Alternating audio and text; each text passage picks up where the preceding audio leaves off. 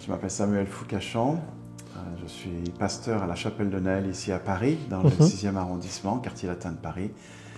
C'est notre troisième ministère lié à l'implantation d'églises et nous sommes là déjà depuis une douzaine d'années. Je suis un ancien d'Aix-en-Provence, donc j'ai eu le privilège d'étudier dans cette noble maison entre 86 et 90.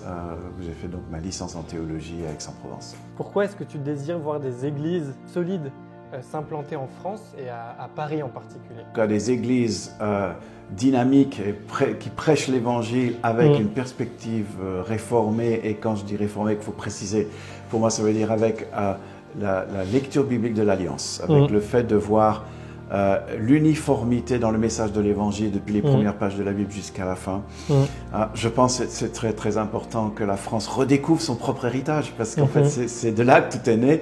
Redécouvre cet héritage parce qu'il est plein d'équilibre, il offre énormément de perspectives très objectives de la vision du monde, de la vision de l'Église, ce qui n'est pas toujours le cas, pour ne pas dire assez rare dans l'ensemble des églises, quelle que soit leur couleur théologique. Ça me paraît important parce qu'en plus je crois que la France, le peuple français a besoin de trouver cet équilibre.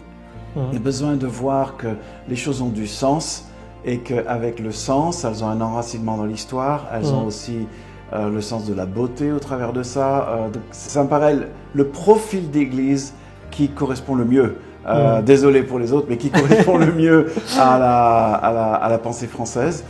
Et évidemment, dans les centres urbains, un endroit comme Paris, mais toutes les villes sont des lieux, comme toutes les villes dans le monde, où la population se concentre, c'est là qu'il y a le plus de monde.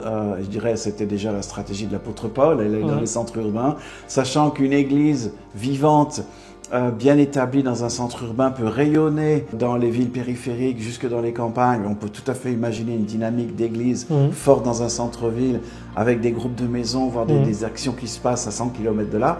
Mais c'est sûr que plus on est au centre, surtout quand on est encore en état de grande minorité, c'est là qu'on peut être quand même au service du plus grand nombre. Et en plus dans des villes comme Paris, c'est quand même un endroit où beaucoup de gens y viennent.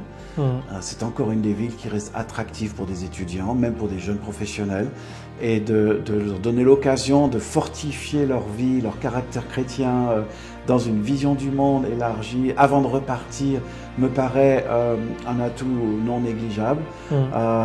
Aussi, mais là je vais avec prudence, les villes sont des lieux d'influence et mine de rien, quand dans un moment on doit prendre des décisions clés pour nos vies, mais pour la vie aussi d'une cité, voire d'un pays, ou bien d'avoir des églises qui ont cet équilibre entre une grandeur théologique et une vision du monde qui est sensible à ce qui se passe autour de nous, eh bien ça, je pense, est un grand atout. Est-ce que la théologie et l'étude de la théologie, c'est quelque chose d'important pour être un bon pasteur? Alors, je dirais qu'un bon pasteur, c'est avant tout quelqu'un qui est appelé à l'être. Donc c'est un appel du Seigneur. Et je crois fortement que le Seigneur n'appelle pas des gens qui ont des qualifications personnelles, mais qu'il qualifie les gens qui l'appellent. Il me paraît fondamental qu'un pasteur ait un cœur de pasteur, un cœur de berger, un cœur qui soit attentif au troupeau qui lui est confié. Donc ça demande des qualifications, d'une sensibilité, un esprit de service. Tout ça, c'est important. Mais évidemment, la théologie est fondamentale parce que la théologie donne une orientation, donne une assise.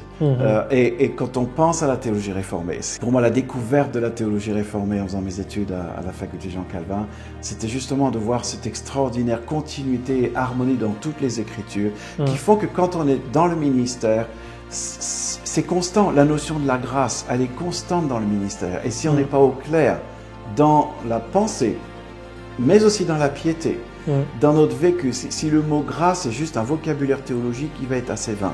Mais si le mot grâce c'est une assise théologique qui s'applique dans la vie de tous les jours, je pense que c'est absolument fondamental pour un pasteur de comprendre ces choses, de comprendre sa place dans le déroulement de l'Écriture, dans la révélation, sa place dans la façon dont ça s'applique dans le ministère. Et de façon là, ça devient un enjeu pastoral. Donc oui, la théologie est, je crois, extrêmement importante pour faire un bon pasteur. Et quel conseil est-ce que tu pourrais donner à une personne qui souhaiterait se former pour le ministère? Qui dit former dit donc répondre à un appel.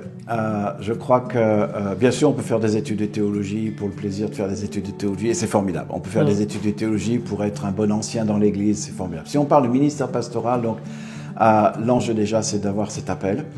Et très étroitement lié à l'appel, une piété. Une relation avec le Seigneur où on sait que c'est le Seigneur qui nous tienne. Je crois que c'est fondamental de se savoir dans les mains de celui qui va nous conduire quelque part, même si on ne sait pas où est-ce qu'il va nous conduire, mais de le savoir là. Donc, avant de se lancer dans des études de théologie, qui est éprouvant, aller au bout de ces études, c'est à moins d'être un super intellectuel et pour qui c'est facile. D'une façon générale, c'est éprouvant d'aller jusqu'au bout de nos études, mais ça fait partie des jalons importants.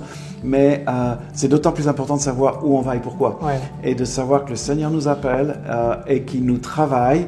Alors, ça me paraît être les préparatifs fondamentaux avant de se lancer dans des études de théologie. Nous espérons que ce contenu vous a plu. Si c'est le cas, n'hésitez pas à vous abonner, à liker et partager cette vidéo. C'est la meilleure manière de nous dire que notre travail vous intéresse. Rendez-vous sur le site facultéjeancalvin.com pour consulter toutes nos ressources et offres de formation et sur la chaîne YouTube pour voir nos autres vidéos et cours gratuits.